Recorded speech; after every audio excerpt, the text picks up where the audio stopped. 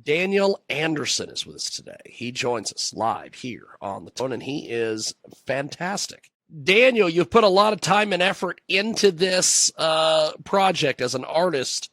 What do you want folks to get from this experience? People to change their perspective and really come together and focus on how similar we all are, no matter our background, beliefs, or our culture, and unite to have a common goal and to reach our fullest potential. So take me through the process of bringing this to life and making this whole thing work, my friend.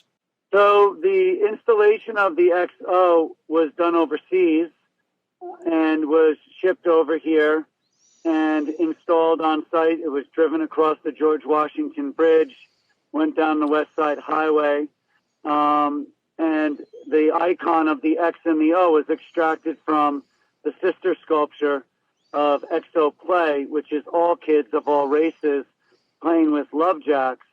And so that piece was done in Jersey City and manufactured here in the New York City area.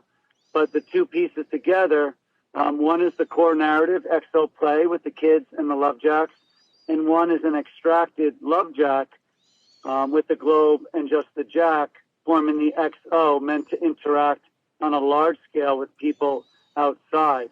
And what it's meant to do is use scale to make us feel really small and make a children's playground reality and the game of jacks feel that much bigger.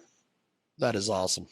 This whole project that you've got, talk to us a little bit about, I guess, your inspiration for putting all this out there. Yeah, that's a great question, James. My inspiration was to soften and heal some of the tension domestically and globally. There was a lot of tension I felt in society, and I really wanted us to go back to a childhood perspective of beautiful, harmonious coexistence and be transplanted as adults back to those days where everything was happy, unjaded, free of tension, free of differences, and really just a place of happiness, being united.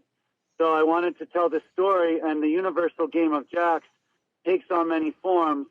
So I thought that was a very strong metaphor because it does also cross many cultures and take many forms. So that really excited me. And then when I thought the visual of the love jack and the crossed arms, I said, we have a real story to tell within the child's perspective and the playground reality that they experience, which is happiness and coexistence, sort of transplant us back to that place. That's awesome. So as an artist, where do you get your influences from?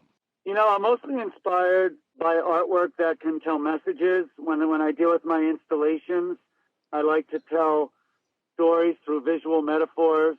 It's a positive message. Sometimes I look to do mixed media works and oils and other platforms, but storytelling is a passion of mine, an expression, but an activation device that really could do a lot of good and make a lot of impact.